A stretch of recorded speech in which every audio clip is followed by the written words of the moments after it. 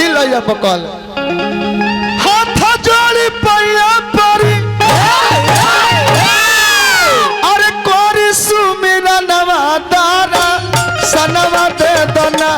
ए दारा सनवा दे दना मैया गौरी के ललनवा दारा सनवा दे दना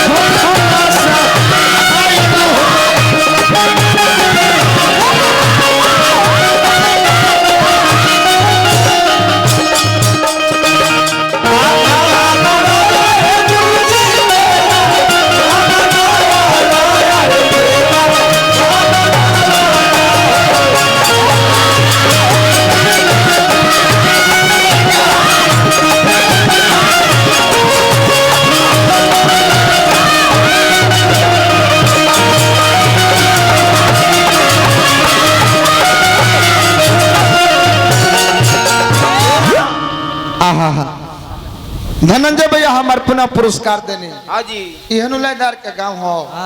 रो सब बुझत नहीं कहवा पैसा फेंके के बा तब का जहां लय लगल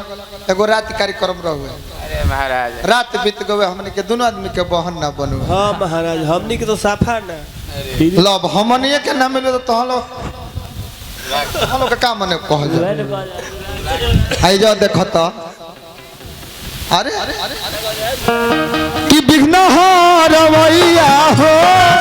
मंगला के दाता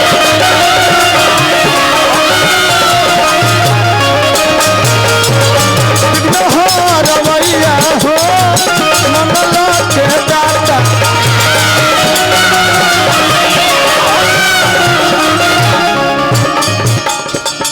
पिता भोला दानी राउ पार्वती माता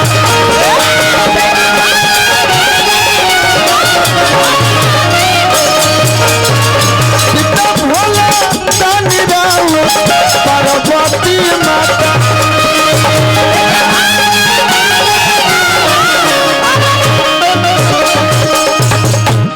धनंजय भैया बड़ी भाग से मरद मेहरारू के पटेला भाग से न ते बरा देख ली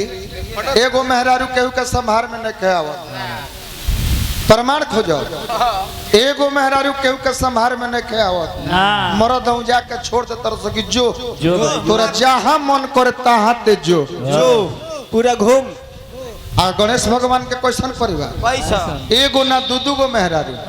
रिधि सीधी आ दोनों जानी में कबो खटपट ना भई दुगोला के माने का है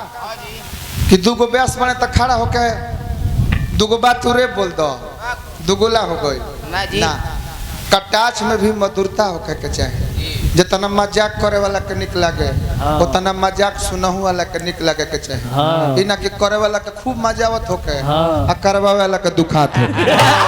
अरे फाटा तो ओइसन मजाक ठीक ना लइका जी भविश्री जी गलती कि विघ्न हो रवैया हो मंगला के दाता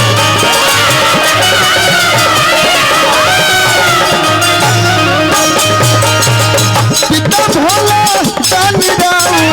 पार्वती माता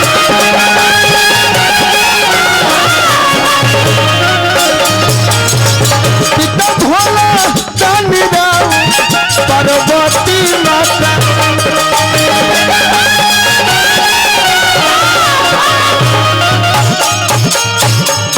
यह गणेश बाबा है हाथी के सूंड पेट देखी तो बुझला कि आंगनबाड़ी के तासाला हो बाकी तो वहाँ के अग्र पूजा होता एक माने कि हमार भारत कर्म प्रधान देश है कर्म निमन करते जब पूजा राउर होखे लगे चित्र ना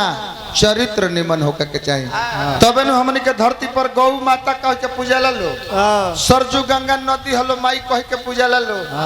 तुलसी पौधा है या माई कह के पूजा ली तो हमनिए के देश में राम आ सकतरन कृष्ण आ सकतरन तड़को आ सकतरी हाँ हमारे रविदास बाबा के कहल हो कि मन चंगा तो कठौती में गंगा कहल है न तो मन निमन होके के चाहिए बाबा हरिला बोलैया के अरे रिद्धि सिद्धि का सजनवा सुमी रनवा तोरिले ए सुमी रनवा तोरिले मैया गौरी के ललनवा सुमी रनवा तोरिले